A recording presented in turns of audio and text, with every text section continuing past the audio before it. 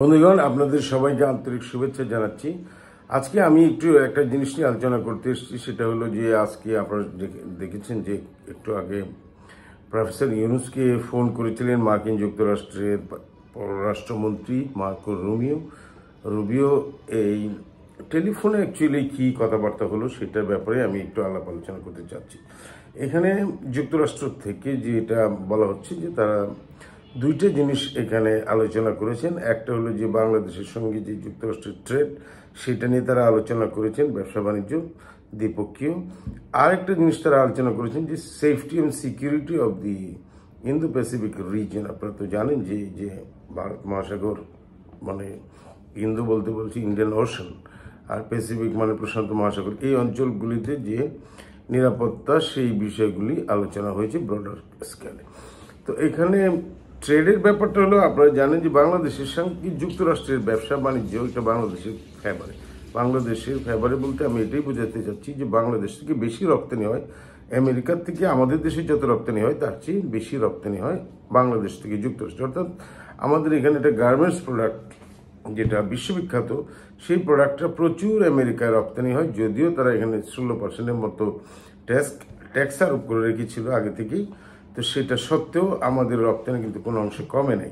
তো এইরকম একটা অবস্থার মধ্যে যুক্তরাষ্ট্রে যখন ট্রাম্প আসলেন ক্ষমতায়, ট্রাম্প এসে এখানে আরও 37% ট্যাক্স বাড়িয়ে দিলেন বাংলাদেশের রপ্তানির উপর। অর্থাৎ তারা একটা ব্যালেন্স আনার চেষ্টা করছে।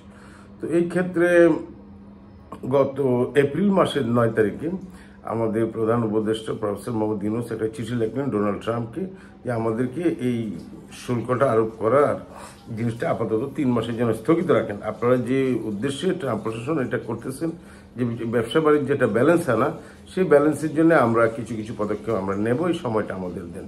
সেটা শুধু আমরা না, পৃথিবীর যে সমস্ত দেশে যুক্তরাষ্ট্র ট্যাক্স আরোপ করেছে প্রত্যেকটা দেশেই কিন্তু এই চিঠি লিখেছে, এবং তার ফলে উনি সবার জন্যই অর্থাৎ 9 জুলাই পর্যন্ত সময় বাড়িয়ে দিয়েছেন। তো এখন 9 জুলাই খুব আত্মশূন্য, 3 মাস সময় শেষ। এর মধ্যে আমরা সেই শুল্ক মানে 37% যে এক্সট্রা শুল্ক ট্যারিফ, সেটা কি বাতিল হচ্ছে কিনা সেটা নিয়ে এখন আলাপ আলোচনা চলছে দুই দেশের মধ্যে। আপনারা জানেন যে বাংলাদেশের যে জাতীয় নিরাপত্তা উপদেষ্টা ডক্টর খলিলুর রহমান, উনি যুক্তরাষ্ট্রে আছেন, এবং বাংলাদেশের যিনি বাণিজ্য উপদেষ্টা শেখ বশিরউদ্দিন, এই বশিরউদ্দিন সাহেব ঢাকায় থাকলেও উনিও সেখানে আলোচনা করছেন, এবং চূড়ান্ত পর্যায়ে উনি ওই আলোচনায় যোগ দিতে পারেন। এবং এটা থেকে আমরা যে সমস্ত পদক্ষেপগুলি নিয়েছি বাংলাদেশের তরফ থেকে, সেগুলি হয়তো এক্সপ্লেন করা হবে, এবং এর মাধ্যমে এটা কিছুটা সুখবর থাকতে পারে। সেটা এখনই বলা যাচ্ছে না, তবে আশা তো করা হচ্ছে। তো এইসব দিক থেকে আমরা মনে হয় যে এই বিষয়ে এরকম একটা কনটেক্সটের মধ্যে এই মার্কো রুবিও প্রফেসর ইউনূসকে ফোন করলেন। সুতরাং এই বিষয়টা তারা আলাপ আলোচনা করেছেন, এটা নিশ্চয়ই তারা এটা উল্লেখ করেছেন। সেকেন্ড যে বিষয়টার কথা উল্লেখ করেছেন মার্কিন যুক্তরাষ্ট্রের তরফের পররাষ্ট্র দপ্তরের তরফ থেকে, সেটা হলো যে ইন্দো প্যাসিফিক স্ট্র্যাটেজিতে নিয়ে তারা আলোচনা করেছেন। ইন্দো প্যাসিফিক স্ট্র্যাটেজিটা তো আমেরিকার স্ট্র্যাটেজি, আপনারা জানেন, যেটা কাউন্টারিং চায়না অনেকটা। আমাদেরকেও তারা কিন্তু এই স্ট্র্যাটেজিতে বিভিন্নভাবে যোগদান করার জন্য, নিয়ে যাওয়ার জন্য তারা আগ্রহী ছিল, এবং ওনাদের চাপাচাপির ফলে বাংলাদেশও একটা ইন্দো প্যাসিফিক আউটলুক নামে একটা ডকুমেন্ট তৈরি করেছে, যেটা স্ট্র্যাটেজি না, বাট ইন্দো প্যাসিফিক সম্পর্কে বাংলাদেশ কিভাবে জিনিসটা দেখে, সেটা খুব বেশি কন্ট্রাডিক্ট করে নাই চায়নার সঙ্গে। বাট তারপরেও আমেরিকা এই জিনিসটাতে খুব খুশি হয়েছে যে যেহেতু ইন্দো প্যাসিফিক শব্দটা আমরা রেখেছি বাংলাদেশ, সেই জন্য, এবং এই দিক থেকে এটা বিষয়টাও তারা আলোচনা করেছেন। এছাড়া প্রফেসর ইউনূসের দিক থেকে যে স্টেটমেন্টটা দেওয়া হয়েছে, মানে ইউনূসের দফতর থেকে, ইউনূসের প্রেস উইং থেকে, সেখানে বলা হচ্ছে যে তিনি আরও কিছু বিষয় নিয়ে আলোচনা করেছেন। বিশেষ করে ট্রেডের ব্যাপারে তো প্রফেসর ইউনূস ধন্যবাদ জানিয়েছেন ডোনাল্ড ট্রাম্পকে, যে উনি যে এক্সটেনশনটা করেছেন, 3 মাস যে আমাদের সময় দিয়েছেন 37% শুল্ক কার্যকর করার আগে, সেটা জন্য ওনাকে ধন্যবাদ জানিয়েছেন। এবং একই সঙ্গে অন্যান্য বিষয়ের মধ্যে আমাদের যে ডেমোক্রেটিক ট্রানজিশন, অর্থাৎ আগামী বছরের শুরুর দিকে যে ক্ষমতা বাংলাদেশে যে গণতান্ত্রিক সরকারের কাছে চলে যাবে এই অন্তর্বর্তী সরকার থেকে, সেই বিষয়টা তিনি জানিয়েছেন। এবং এটা আমার মনে হয় যে যুক্তরাষ্ট্রের একটা আগ্রহের জায়গা যে বাংলাদেশে অ্যাকচুয়ালি কী করতে যাচ্ছে সেই জায়গাগুলিতে তাকে এক্সপ্লেন করেছেন। এবং এখানে একটা সিগনিফিক্যান্ট দিক হলো যে প্রফেসর ইউনূস যে তারেক রহমানের সঙ্গে লন্ডনের বৈঠকে বলেছিলেন মানে ফেব্রুয়ারির মাঝামাঝি তারা এখানে ইলেকশন করবেন, সেই জিনিসটা নিয়ে নানা রকম সংশয়ের কথা বলা হলেও আজকে উনি যেটা বললেন যে আর্লি 2026 সালের শুরুর দিকে ইলেকশনটা হবে, অর্থাৎ ফেব্রুয়ারি নাগাদে ইলেকশনটা হবে, এই জিনিসটাই ইঙ্গিত দিয়েছেন। এবং এটা যদি মার্কো রুবিওর সঙ্গে উনি অঙ্গীকার করেন তাহলে এটা তো একটা বড় একটা বিশ্ব নেতার, বিশ্ব শক্তিশালী দেশের পররাষ্ট্রমন্ত্রীর সঙ্গে তিনি এটা অঙ্গীকারটা করেছেন। সুতরাং আমরা মোটামুটি ধরে নিতে পারি যে ফেব্রুয়ারি মাঝামাঝি বাংলাদেশে নির্বাচন হবেই, যেহেতু প্রফেসর ইউনূস এমন শুধু পাবলিক না, উনি একজন বিশ্বের একজন ক্ষমতাধর নেতার সঙ্গে এই অঙ্গীকারটা করেছেন এবং যেটা উনি অ্যাপ্রিসিয়েটও করেছেন, যে মার্কোকে উনি অ্যাপ্রিসিয়েট করেছেন মার্কো রুবিও। তো আরেকটা জিনিস এখানে অন্যান্য বিষয়ের মধ্যে রোহিঙ্গার বিষয়টা এখানে আসছে এবং যুক্তরাষ্ট্র যে রোহিঙ্গাদেরকে সবসময় সাহায্য দিচ্ছে, তাদেরকে মিয়ানমারে ফিরে নেওয়ার ব্যাপারে এবং একই সঙ্গে আমাদের দেশে থাকার ক্ষেত্রে যে খরচ তারা সেটা যুক্তরাষ্ট্র অনেক কিছু বহন করে থাকে, সেই জন্য তাকে ধন্যবাদ জানিয়েছেন। তাইলে এখানে একটা বিষয় খুব লক্ষণীয় যে এই দুই পক্ষেই রোহিঙ্গার বিষয়টা খুব গুরুত্ব সহকারে আলোচনা করেছেন। তারপরে অন্যান্য যে সমস্ত দ্বিপক্ষীয় বিষয় সেই স্বল্প পরিসরে আলোচনা করেছেন। অর্থাৎ এখানে মোট 15 মিনিট মানে বাংলাদেশের সময় সন্ধ্যা 7টার পরে ফোন করেন এবং এই সময় 15 মিনিট তাদের মধ্যে আলাপ আলোচনা হয়।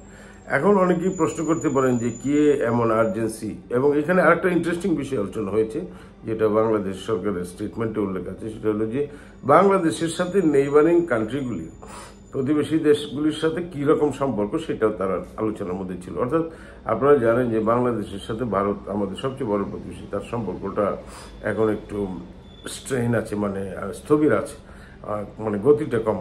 তো এরকম একটা ব্যাপার আছে। আবার পাকিস্তান বা চায়না এগুলির সাথে তো অনেক ভালো সম্পর্ক হয়েছে, যেটা আমেরিকা হয়তো চায় না যে চায়নার সাথে তাদের ভালো সম্পর্ক, বাংলাদেশের ভালো সম্পর্ক হোক। যাই হোক, এইরকম টাইমে হঠাৎ করে মার্কো কোনিও কেন ফোন করলেন প্রফেসর ইউনূসকে, এটা অনেকে প্রশ্ন করতে পারেন। আমি শুধু এটাকে বলতে চাই যে যেহেতু ডোনাল্ড ট্রাম্প ক্ষমতা এসেছেন এবং মার্কো রুবিও যিনি পররাষ্ট্রমন্ত্রী হয়েছেন, তিনি তার বিভিন্ন দেশে ফোন করেছেন, শুধু বাংলাদেশে না, কিছুদিন আগে পাকিস্তানের প্রধানমন্ত্রীকে ফোন করেছেন। অর্থাৎ গ্লোবাল এনগেজমেন্টের অংশ হিসেবে তিনি এই ফোনগুলি করছেন বলে এটা রুটিন মনে হচ্ছে। আর দ্বিতীয় কথা হলো যে এনগেজমেন্টটা উনি বিশেষ করে মুসলিম দেশগুলির সাথে বাড়াইতে চাচ্ছেন, পাকিস্তানের সাথে তো করেছেন, বাংলাদেশের সাথেও করেছেন, কারণ ওনারা ইরানের সাথে যে যুদ্ধটা ইসরায়েলের হয়ে করতেছেন সেই বিষয়গুলি হয়তো মুসলিম ওয়ার্ল্ডে খুব খারাপ বার্তা যাবে। তো উনি চাইতেছেন সম্ভবত যে এই জায়গাটায় যে যারা মডারেট মুসলিম কান্ট্রি আছে, বাংলাদেশ কিংবা বা অন্যান্য যারা আছে মুসলিম দেশগুলির সঙ্গে তার একটা সম্পর্ক বৃদ্ধির তার একটা আগ্রহ থাকতে পারে, এই হলো ব্যাপার। তবে আমি মনে করি যে এটা অনগোয়িং এনগেজমেন্টের অংশ। অনেকে মনে করতে পারেন যে এটা বিরাট কোনো একটা বার্তা হয়তো উনি দিয়েছেন, কিন্তু আপনি যদি সাম্প্রতিককালে মার্কো রুবিওর অ্যাক্টিভিটিস দেখেন ওনাদের ওয়েবসাইটে, তাহলে দেখবেন বিভিন্ন দেশের সাথে উনি কথাবার্তা বলছেন। সুতরাং এটা গ্লোবাল এনগেজমেন্টের পার্ট। গ্লোবাল এনগেজমেন্টের মধ্যে বাংলাদেশের সঙ্গে তাদের যে আগ্রহের বিষয়গুলি সেগুলো তো তারা আলোচনা করবেনই, এবং সেই আলোচনায় 15 মিনিটে যতটা সম্ভব তারা করেছেন। এবং এত টপিক দেওয়া হয়েছে যে 15 মিনিটে আলোচনা করা সম্ভব না, একটা টপিকে 15 মিনিটে আলোচনা করা সম্ভব না। তার মানে ওনারা খুবই প্রিসাইজলি সুনির্দিষ্টকরণভাবে আলাপ আলোচনা করেছেন, এবং এটা বাংলাদেশের অন্তর্বর্তী সরকার যখন চলে যাবে, কথা হলো যে বাংলাদেশ এবং যুক্তরাষ্ট্রের মধ্যে এই সম্পর্কটা খুবই গুরুত্বপূর্ণ সম্পর্ক। এই সম্পর্কের জন্য সবসময় যে অন্তর্বর্তী সরকার থাকুক আর গণতান্ত্রিক সরকার থাকুক, সব সরকারের সময় একটা আলাপ আলোচনার মধ্যে আমাদের থাকতে হয়।